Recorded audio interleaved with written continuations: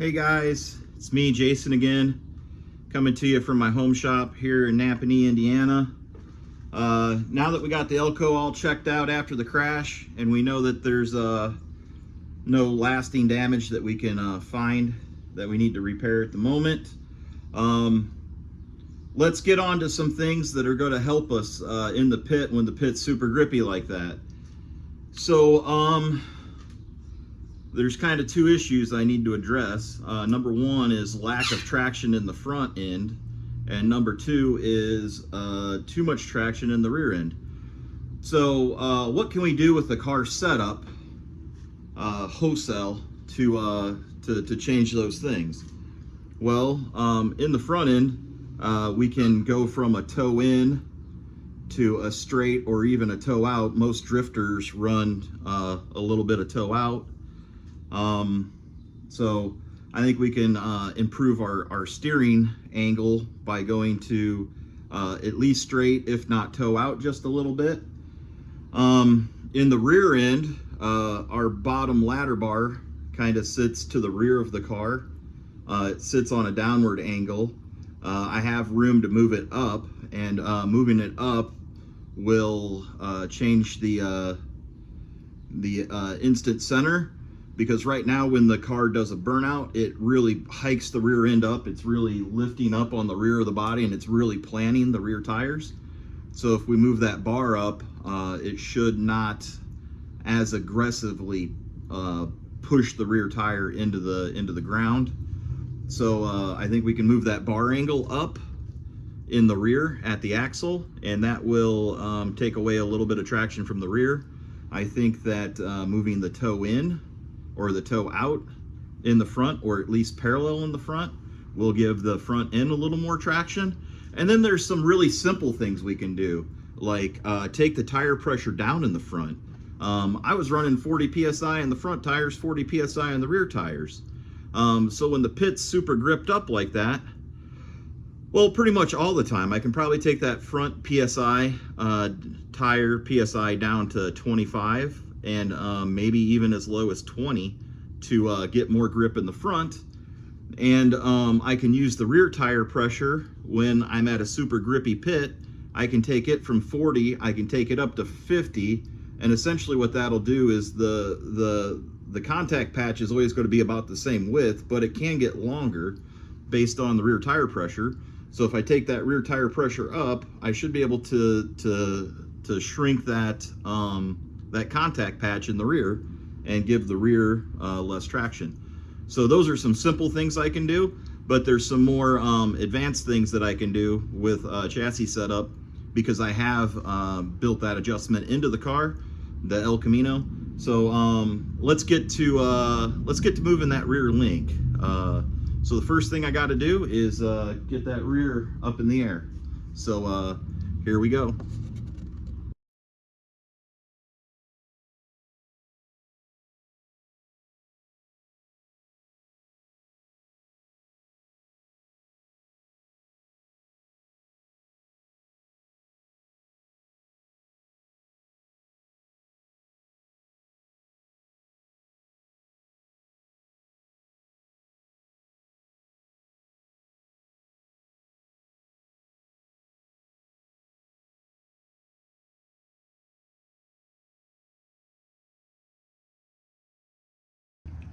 So this is the car sitting at ride height with the weight on the rear axle, and as you can see, that bar is running downhill. I want to move it into that top hole position and try to move that bar up, and that should help with my anti-squat just a little bit, and make the traction situation a little better for doing burnouts. So I'm gonna put you on time lapse, and let's get to moving that bar.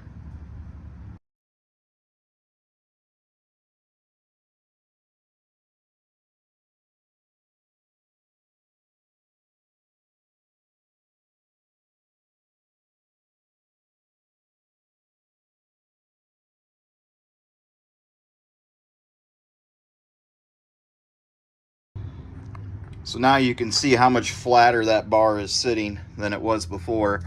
That should help make the car not separate. It's really when the tire goes to spin, it really pushes the axle down and it really drives the weight into the tires. And that's kind of why we got too much grip in the back, is because we're kind of just planting that rear tire. So moving this up should make it separate less and not drive that rear tire in the ground so hard. So hopefully that'll help some of our rear traction versus front traction issue that we're having. In theory. I'm gonna go in theory. I could be completely wrong. We could be back in here moving it the other way after the next burnout. But that's the great thing about it. We get to find out. We get to mess around and we get to find out, and then we get to go from there.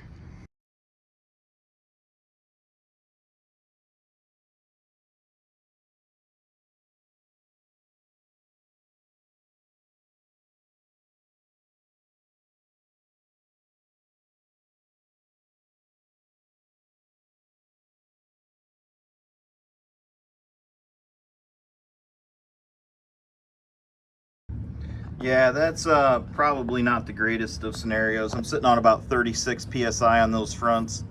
So let's get those aired down to about 25, and that's where we'll start moving forward.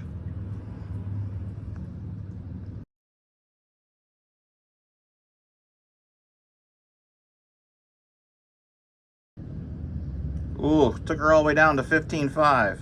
Let's take her back up to 25.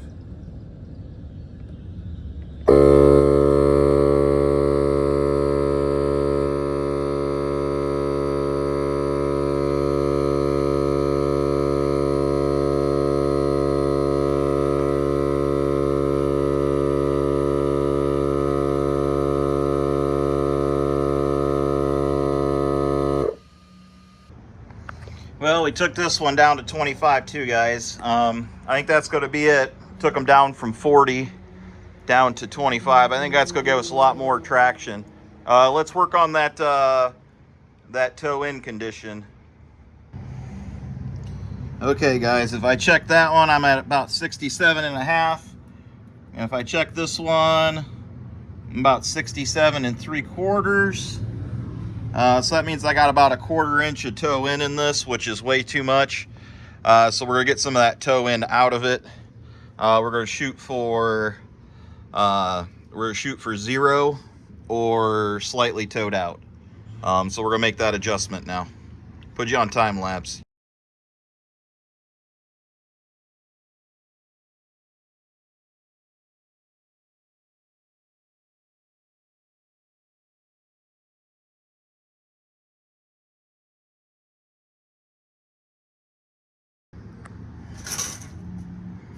Well, guys, so that one turn puts me just under 67.75 there, and puts me just under 67.75 here.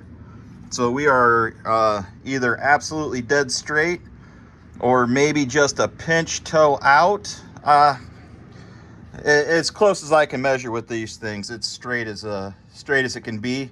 So we got rid of the toe in condition. We go into a straight ahead condition, and that should improve the steering.